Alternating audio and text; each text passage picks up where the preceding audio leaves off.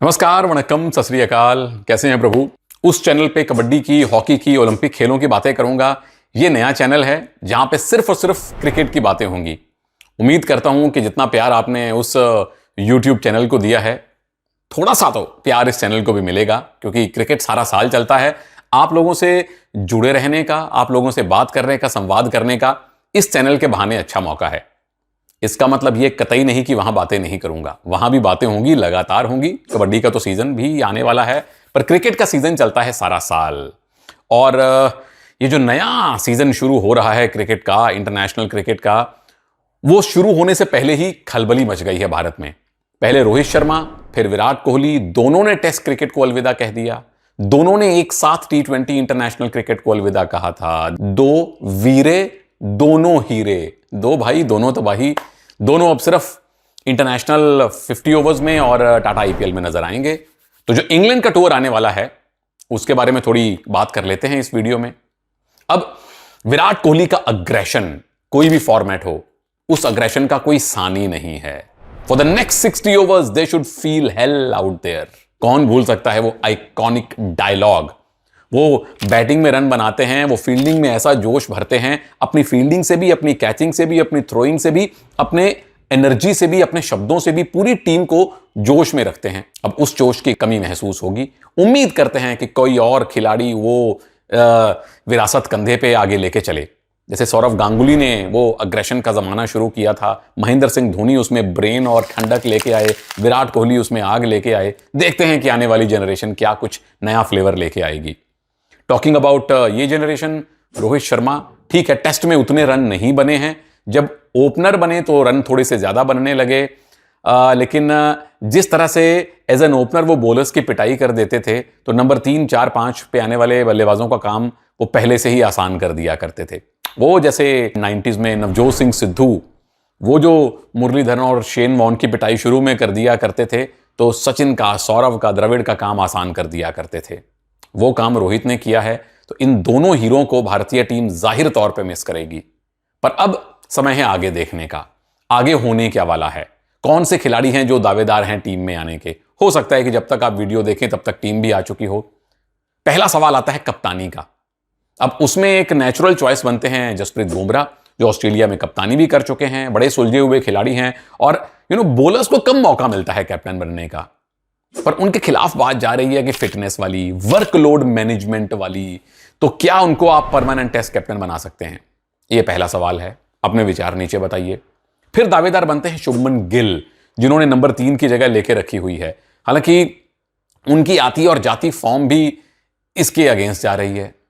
क्या KL Rahul team में वापस आएंगे? क्या ऋषभ पंत टेस्ट कैप्टन बनेंगे? विकल्प बहुत सारे हैं। मैं आपकी चॉइस जानना चाहता हूं नीचे। मेरी अपनी चॉइस इसलिए नहीं कि उनका जन्म मेरे इलाके में हुआ था, शुभमन गिल, क्योंकि लंबा चलने वाले इंसान हैं, टेस्ट में उनकी जगह बिल्कुल बनती है। तो ये तो हुई कप्तानी की बात। प्लीज अपने विचार और अपना रीजन जरूर बताइए, कौन आपके अनुसार भारत का नया टेस्ट कैप्टन होना चाहिए और क्यों होना चाहिए। देखते हैं कि आप लोगों के क्या विचार हैं। फिर बात आती है ओपनिंग स्लॉट पे। अब रोहित शर्मा गए हैं तो नया ओपनर तो ढूंढना पड़ेगा।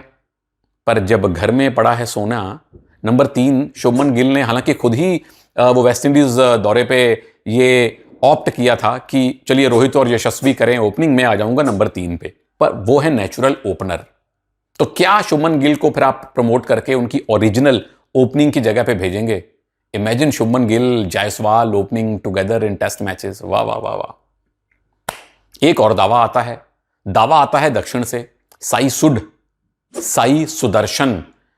जिस तरह की टेक्निक IPL में दिखा रहे हैं, हम सब जानते हैं कि वो जो डेज क्रिकेट है, जो घरेलू क्रिकेट है, रणजी ट्रॉफी, उसमें कमाल की उनकी फॉर्म है। दावा उनका बड़ा मजबूत है भारतीय टीम में आने का। पर क्या आप 2 लेफ्टीज को इकट्ठे ओपन करते देखना चाहेंगे? कोई हानि नहीं है, पहले भी कई देशों में 2 लेफ्टी ओपनर रहे हैं। जब 2 राइटी हो सकते हैं तो 2 लेफ्टी क्यों नहीं? तो साई सुदर्शन और जायसवाल, ये दूसरा पेयर बनता है। शुभमन गिल नंबर 3 पे ही बैठे रहे, जो जगह उनकी पक्की हो गई है, और बड़ी महत्वपूर्ण जगह है ये। या एक अतरंगी आइडिया ये आ रहा है माइंड में मेरे प्रभु लोग, कि GT के लिए जो पेयर ओपनिंग करता है उसी को ओपनिंग करवा दी जाए। उनका तो तालमेल भी बना हुआ है, शुभमन गिल और साई सुद। और जायसवाल को कहा जाए कि प्रभु आप नंबर 3 पे आ जाइए। मैं जानता हूं कि ये बहुत भारी उथल पुथल हो जाएगी, लेकिन ये I am just throwing ideas, मन में विचार आ रहे हैं कि ये भी एक ऑप्शन हो सकती है कि इन्होंने छोटे फॉर्मेट में इकट्ठे ओपन किया है, तालमेल बना हुआ है, तो बड़े फॉर्मेट में भी आने दीजिए। इसी बहाने आप सरप्राइज भी कर पाएंगे विरोधी टीमों को। तो ये तो रही ओपनिंग की बात।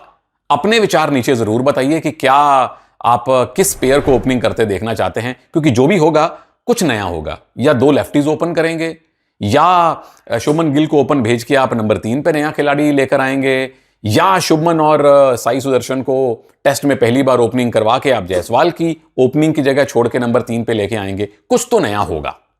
क्या होगा प्लीज नीचे बताइए। सवाल नंबर 3 आता है नंबर 4 का। विराट कोहली अब सफेद कपड़ों में नहीं दिखेंगे भारत की तरफ से खेलते हुए, तो नंबर 4 पे कौन आए? क्या श्रेयस अय्यर की तरफ देखा जाए? उनको टेस्ट खेले कितने, शायद 1.5-2 साल हो चुके हैं। 2023 में संभवतः है या 2024 में वो आखिरी अपना टेस्ट मैच खेले थे। इंडियन टीम से भी अंदर बाहर होते रहे हैं। 50 ओवर्स में अब पक्के हो गए हैं। आईपीएल की फॉर्म, वनडेज की फॉर्म उनकी लाजवाब है। क्या उनकी तरफ देखना चाहिए, या सेलेक्टर फिर पीछे जाएंगे? अजिंक्य रहाणे की, चेतेश्वर पुजारा की आपको याद आएगी, पर इन दोनों को भी टेस्ट क्रिकेट खेले 1.5 साल हो गए हैं, समय हो गया है। केएल राहुल एक और ऑप्शन बनते हैं, आप उनसे ओपन भी करवा सकते हैं। राहुल नाम के जितने भी मैंने बैट्समैन देखे हैं ना, वो कीपिंग भी कर लेते थे, वो ओपनर नंबर 3, नंबर 4, नंबर 7 कहीं भी आ जाया करते थे। Talking about Rahul Dravid, 90s के हमारे हीरो, 90s और 2000s के। सेम काम केएल राहुल भी करते हैं। तो क्या आप तजुर्बेकार खिलाड़ी को नंबर 4 पे देखना चाहेंगे या नंबर 3 पे देखना चाहेंगे? शुभमन गिल और जायसवाल ओपन करें, केएल राहुल नंबर 3 मजबूत, श्रेयस अय्यर नंबर 4 मजबूत। अच्छा, नंबर 4 में फिर चेतेश्वर पुजारा, अजिंक्य रहाणे, 2 दिग्गज हैं जरूर, और खबरें आ रही हैं कि उन दोनों ने अपने इरादे भी बताए हैं। चेतेश्वर पुजारा के बारे में मैं पढ़ रहा था। पर क्या 36 और 37 साल के खिलाड़ियों की तरफ चयन करता देखेंगे, या भविष्य को देखते हुए श्रेयस अय्यर को वापस टेस्ट टीम में लेकर आएंगे? ये तमाम सवाल चल रहे हैं।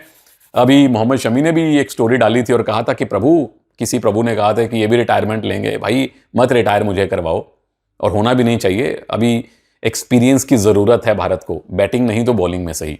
तो ये मेरे विचार थे भारतीय टीम के बैटिंग लाइनअप पे। बॉलिंग के बारे में भी चर्चा करेंगे, और भी क्रिकेट के कई मुद्दों के बारे में चर्चा करेंगे। अपने विचार ज़रूर बताइएगा, और ये ज़रूर बताइएगा कि किस मुद्दे पे आप चर्चा करना चाहते हैं मेरे साथ क्रिकेट पर। ये चैनल सिर्फ क्रिकेट के लिए है। जल्दी आपसे दोबारा से मिलूंगा। लंबे वीडियोस, छोटे वीडियोस सब आएंगे। नमस्कार, जय हिंद।